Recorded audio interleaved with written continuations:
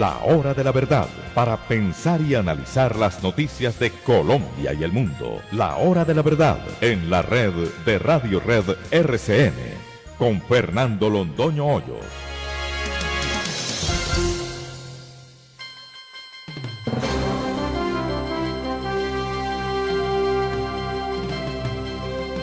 Muy buenos días, son las 6 de la mañana de este martes 18 de febrero de 2020, esta es la hora de la verdad y estos temas y asuntos que trataremos en la grata compañía de ustedes durante las próximas horas. Bogotá bloqueada.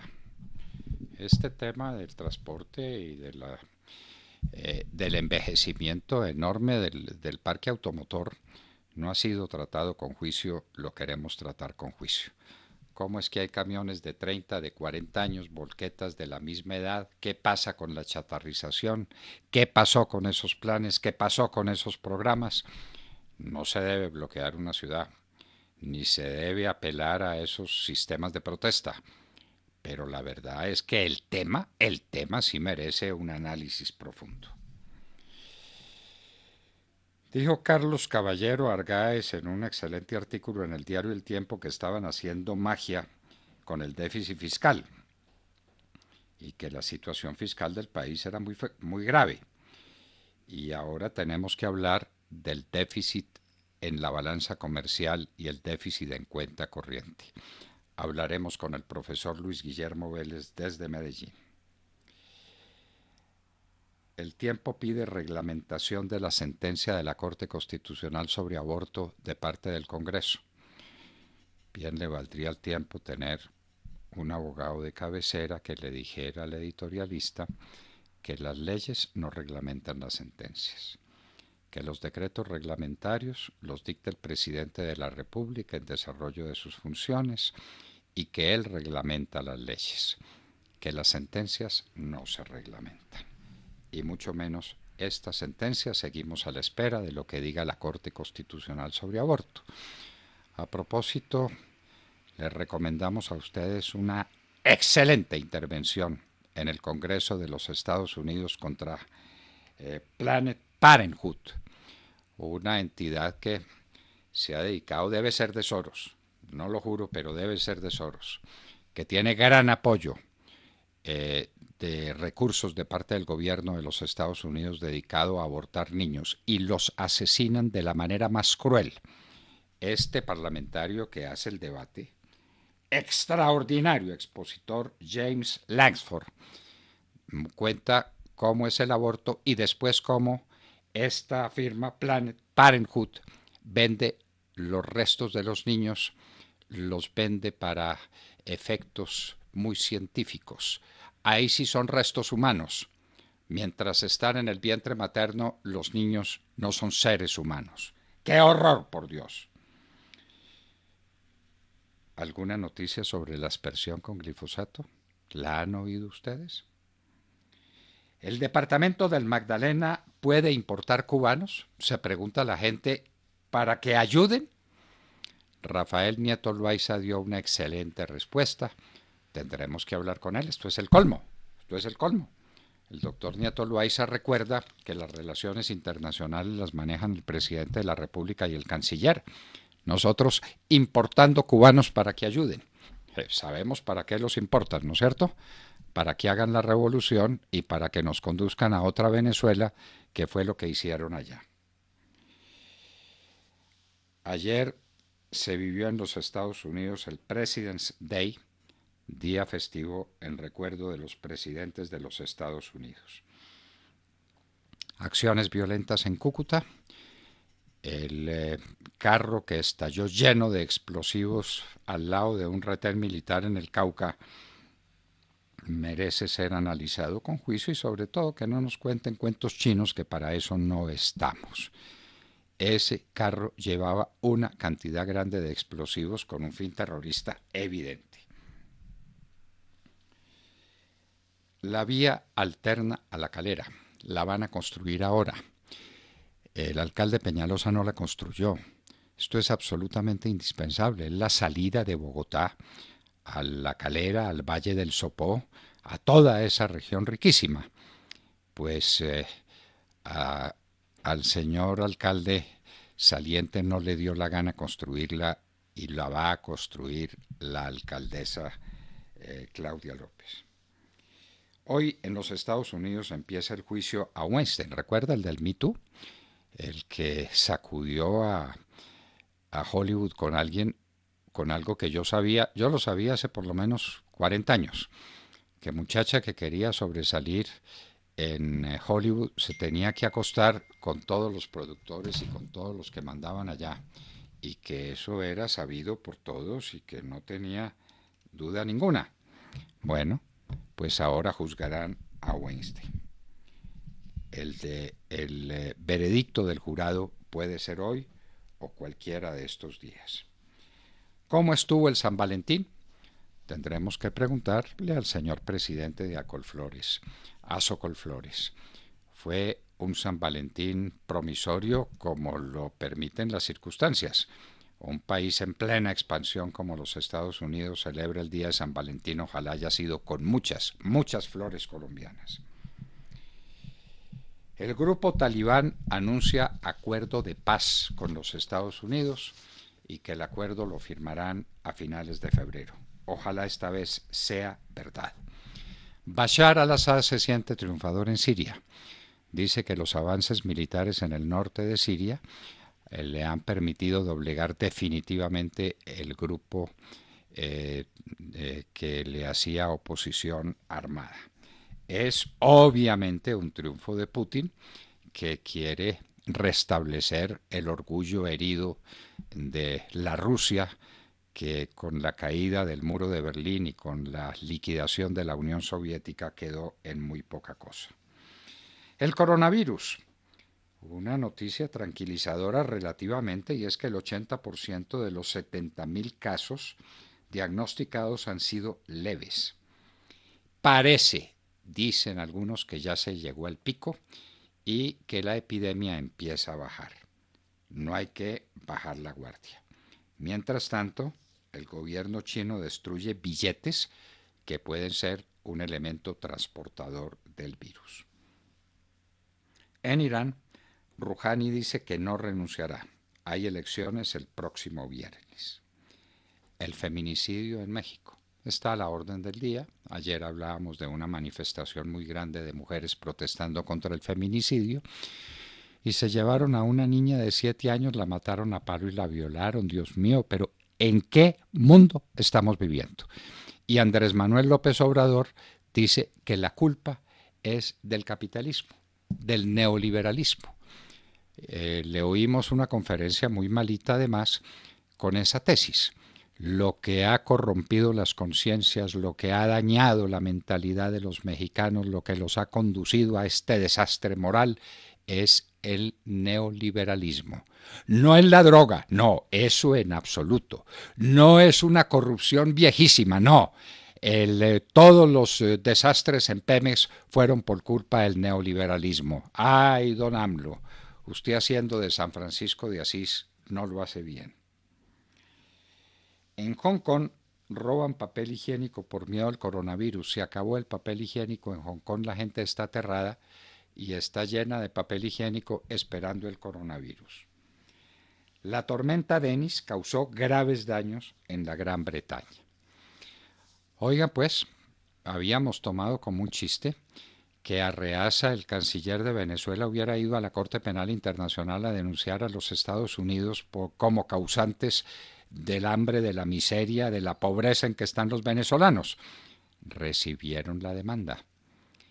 Esa señora Besudo, la fiscal de la Corte Penal Internacional, es más mamerta que Ocampo, quien le cedió el puesto. Por eso no tiene visa para entrar a los Estados Unidos y la Corte Penal no tiene jurisdicción sobre los Estados Unidos. Pero ya que le interesa a Venezuela, ¿por qué no investiga a Maduro? El presidente Iván Duque lo denunció hace 3 años. ¿Por qué no lo investiga? Por eso, precisamente, por haberse robado al pueblo de Venezuela, por haberlo condenado al hambre, por haber matado centenares de miles de venezolanos, por haber hecho salir del país a más de 4 millones de venezolanos. Investíguelo, señora fiscal de la Corte Penal Internacional.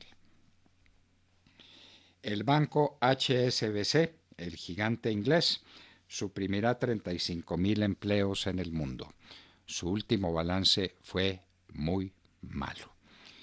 Y en Hoy en la Historia recordaremos a quien ha sido tal vez, para nosotros, para muchos, para tantos, el más grande genio artístico que produjo la humanidad. Miguel Ángel, dejémoslo así, no hay para qué ponerle apellidos. Miguel Ángel, el gran genio, arquitecto, escultor, pintor, el coloso medieval, Miguel Ángel. De todo esto y de mucho más hablaremos con ustedes en las próximas horas en La Hora de la Verdad. Y los invitamos a seguirnos a través de la señal de audio en alta calidad en TuneIn, en donde nos encuentran como La Hora de la Verdad. Asimismo, los invitamos a sintonizarnos en los diales 710 AM en Medellín, 1200 AM en Cali y 970 AM en Bogotá, en las frecuencias de Radio Red de RCN y en los 1370 AM de Radio Sabana de Sincelejo. Y recuerden que estamos presentes también en nuestra cuenta de Twitter, @Hora de la Verdad. A través de esta cuenta pueden seguir el minuto a minuto de nuestras emisiones. Los invitamos también a seguir nuestra transmisión a través de Facebook Live, con nuestra señal en vivo y todo el contenido de nuestras emisiones que está disponible también en nuestro canal en YouTube. También tenemos cuenta en Instagram, ahí estamos compartiendo historias, videos, imágenes y todos los acontecimientos del país. En Instagram, síganos como @La Hora de la Verdad oficial. Y no olviden visitar nuestra página de internet www.lahoradelaverdad.com.co, en donde pueden sintonizarnos y compartir sus opiniones a través del chat. En Colombia son las 6 de la mañana, 11 minutos. Continuamos con las noticias. No se despeguen de la sintonía. En la red de Radio Red RCN, La Hora de la Verdad, con Fernando Londoño Hoyos y su equipo periodístico. Aguas de marzo. Con esa canción tan bella desde los Estados Unidos, saludemos la mañana. Cristina Londoño. Hola papi, muy buenos días y muy buenos días a todos. Bueno, un ataque sin precedentes está enfrentando el secretario de Justicia o fiscal general de los Estados Unidos, William Barr. Y es que hay más de 2.000 ex empleados del Departamento de Justicia, ex jueces federales que están exigiendo que renuncie de una vez por todas al Departamento de Justicia. Y lo hicieron primero 1.100 en una carta pública que fue publicada el domingo, y se le han ido sumando más y más ex jueces y ex abogados federales. Y todo esto por la manera en que William Barr se comportó en el caso de Roger Stone. Roger Stone es un estrecho ex colaborador del presidente Donald Trump y él fue declarado culpable de 7 cargos por la llamada trama rusa. Fiscales del Departamento de Justicia recomendaron de 7 a 9 años de cárcel para Roger Stone, pero el presidente Trump le pareció demasiado lo que estaban recomendando para su amigo y tuiteó que esto había sido excesivo. Punto y seguido, William Barr desestima la recomendación del Departamento de Justicia de sus propios fiscales y dijo que de 7 a 9 años de cárcel era excesivo. Un rato después, William Barr sale en una entrevista y dice que los tweets del presidente Trump están dificultando cada vez más su trabajo. Trata de separarse del presidente Trump, pero de todas maneras estos exfuncionarios del Departamento de Justicia pues obviamente no lo han disculpado y están atacándolos. En esta carta que fue hecha pública dicen: las acciones del señor Barr al obedecer las órdenes personales del presidente, lamentablemente hablan más que sus palabras. Dice que esas acciones y el daño que le han hecho a la reputación del Departamento de Justicia, hacia su integridad y al Estado de Derecho, requieren que el señor Barr renuncie. Y más grave aún, les voy a citar una frase, un párrafo textual de esta carta en que le hacen un llamado a todos los empleados del Departamento de Justicia para que sigan los ejemplos heroicos y estén listos a reportar abusos al inspector general o a la Oficina de Responsabilidad del Congreso. Les hace un llamado además a que se rehúsen a seguir órdenes de los directivos si encuentran que son inconsistentes con los juramentos que prestaron al llegar al ocupar sus cargos, y les piden que por favor se retiren de casos que involucren directivas que ellos consideren que no van de la mano con la Constitución y con la integridad del Departamento de Justicia.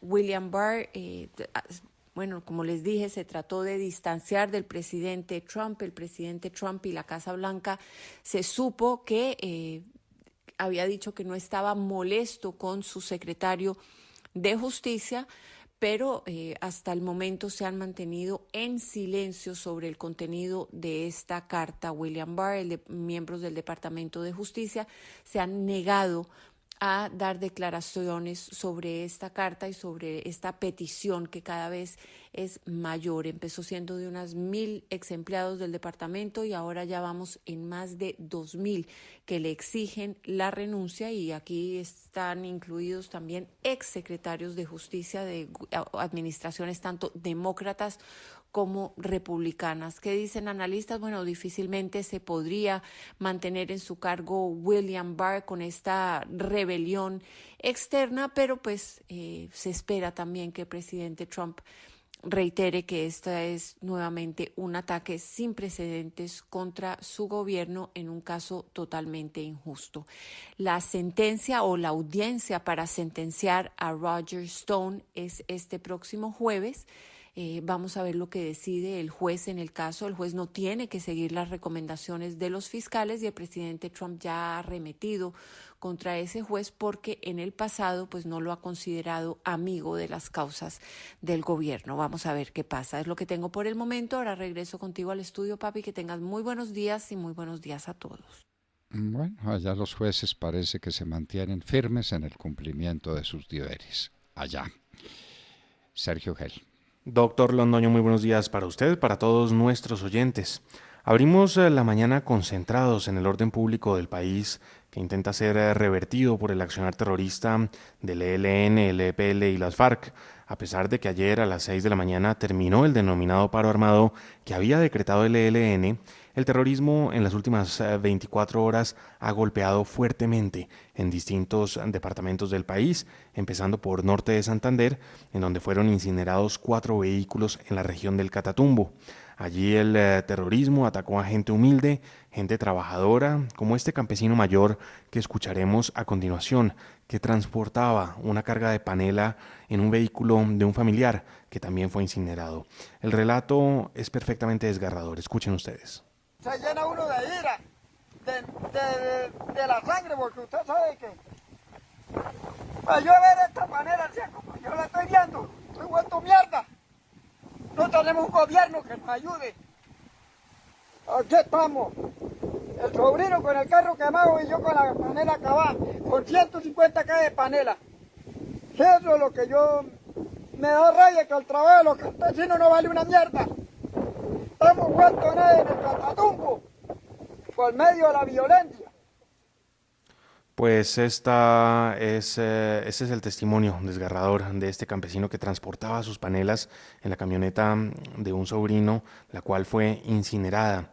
Mientras esto ocurría en el Catatumbo, en la frontera con Venezuela, en Villa del Rosario, las autoridades desmantelaban un atentado terrorista que se fraguaba con cilindros que los terroristas pretendían hacer explotar en inmediaciones de un colegio de ese municipio, en Villa de Rosario. Pero esto es lo que ocurría en norte de Santander. Mientras tanto, en Nariño, otro departamento de frontera, pero en este caso en la frontera con Ecuador, pues trascendió el homicidio del exalcalde de Cumbal, Jorge Humberto Alpala, quien había sido secuestrado el pasado sábado, preciso en medio del paro armado. Ahora se confirma pues el asesinato de este exalcalde de Cumbal. Y anoche, cuando el país ya se preparaba para cerrar una jornada marcada fuertemente por estos hechos de violencia y de terrorismo, una fortísima explosión sacudía la vía panamericana a la altura del municipio de Rosas, dejando un saldo de 7 personas muertas, 11 más heridas y la vía intercontinental cerrada allí, a la altura de Rosas. El ejército ha dicho en las últimas horas que está investigando qué ocurrió y han afirmado desde el ejército que se descarta que se trate de un atentado terrorista, pues el vehículo que explotó iba en movimiento, pero, oh coincidencia, pasaba justo frente a un puesto de control militar en el momento en que explotó. Aquí las cosas no se pueden esconder y accidente o atentado, pues hasta donde tenemos noticia, los carros no explotan y no lo hacen de una manera tan violenta de buenas a primeras, como explotó ese vehículo anoche, incinerando otros 2 vehículos que encontró a su paso y cobrándose la vida de 7 personas y dejando a otras 11 gravemente heridas. Son noticias de orden público, doctor Londoño, todas ellas originadas y alimentadas sin lugar a dudas por el problema que nadie ha podido resolver o para el que algunos no han tenido la voluntad suficiente de resolver: el narcotráfico. Tengan cuidado con sus carros, queridos amigos. Según el Ejército de Colombia, de pronto les da por explotar y explotan. Pues una noticia como esta no la conocemos en ninguna parte del mundo, que un carro explote, que mate toda la gente que va en su interior y que mate gente atrás y gente adelante. Es que pues siempre es bueno meter en las maletas una carga de explosivos por lo que pueda suceder, ¿no es cierto? Hombre, digamos la verdad, por Dios, y no vengan con esos cuentos chinos. No estamos para cuentos chinos en Colombia. Tatiana Guerrero. Buenos días, doctor Fernando, compañeros y a toda nuestra querida audiencia. Luego de que el ministro de Relaciones Exteriores de Venezuela, Jorge Arreaza, viajara a La Haya y denunciara a Estados Unidos ante la Corte Penal Internacional por crímenes de lesa humanidad debido a las sanciones económicas impuestas a su país, esa corte estudiará ese pedido de Venezuela. Mediante un comunicado, la fiscal del tribunal, Fatou Bensouda, anunció que había informado de esa demanda a la presidenta de la Corte, que ahora se debe decidir la asignación o no del caso ante una cámara preliminar y que esa cámara tendrá que resolver luego si se abre un examen preliminar y podría ser seguido de una investigación.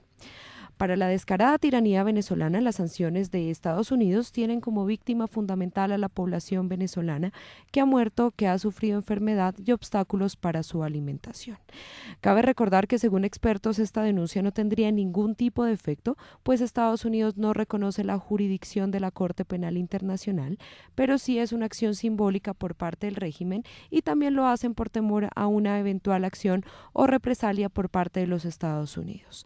También recordemos que Estados Unidos dejó sin visa a Fatou Bensouda y la razón de esta acción fueron las declaraciones que la fiscal hizo sobre iniciar una investigación formal sobre los presuntos crímenes de guerra cometidos en Afganistán, incluso por el ejército de los Estados Unidos. Estados Unidos lo hizo como medida de sanción contra la Corte Penal Internacional de todos los que participen en esta investigación.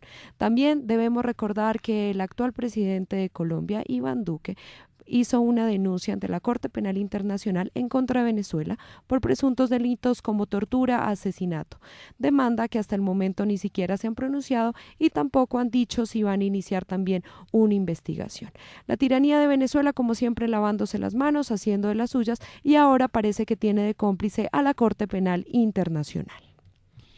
Hay que ser afirmativos, Tatiana. No hay presuntos delitos de tortura en el régimen de Venezuela. Hay delitos sin cuento del régimen de Venezuela contra su pueblo. Quitemos lo de los presuntos que nos están acostumbrando a esa idiotez. Hay una persona muerta y dice el presunto cadáver. No hay presuntos. Son hechos, son realidades. Hay que ser afirmativos. El régimen de Venezuela es un régimen corrupto, maldito, que hay que castigar antes de que sea demasiado tarde. Está acabando de destruir al pueblo hermano de Venezuela. Demar Córdoba.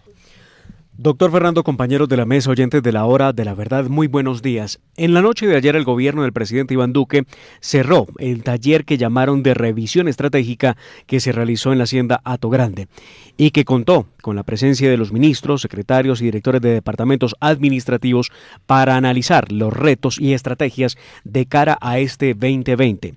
Sorprende que poco o nada se supo de temas fundamentales como el fracking, las exportaciones, el déficit de balanza comercial, la lucha contra los cultivos de coca y el uso del glifosato o inclusive temas tan sensibles como el aborto. Diego Molano, director del Departamento Administrativo de la Presidencia de la República, reveló que durante el taller de revisión estratégica de logros y metas que se realizó durante el lunes en la hacienda Hato Grande, el gobierno se propuso reducir la tasa de homicidios durante el 2020, entre otros temas.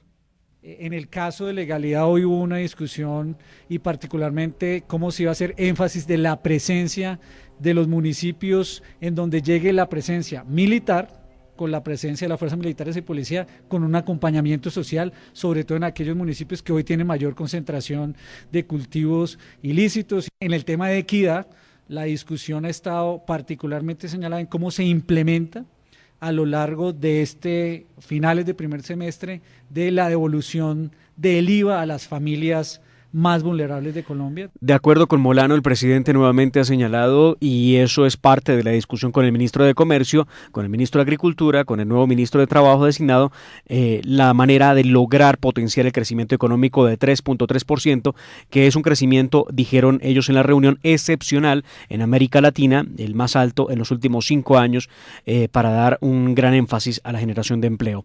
De acuerdo con Molano, en el propósito de generar empleo hay una estrategia para que proyectos y megaproyectos de inversión privados permitan potenciar el trabajo en el país y la generación de empleo. En ese mismo camino igualmente se analizó la estrategia para impulsar los programas de formación técnica, tecnológica y educación superior en el país. En cuanto a la legalidad, se definió cómo llegar a municipios que tienen la mayor concentración de cultivos ilícitos con presencia militar, como lo acabamos de escuchar. Pero como lo dije, doctor Fernando, no nos dieron cuenta de temas tan graves como la lucha contra el narcotráfico, la llegada de la fumigación con glifosato, que se supone debía arrancar en el mes de enero y ya casi se acaba el mes de febrero y nada de nada.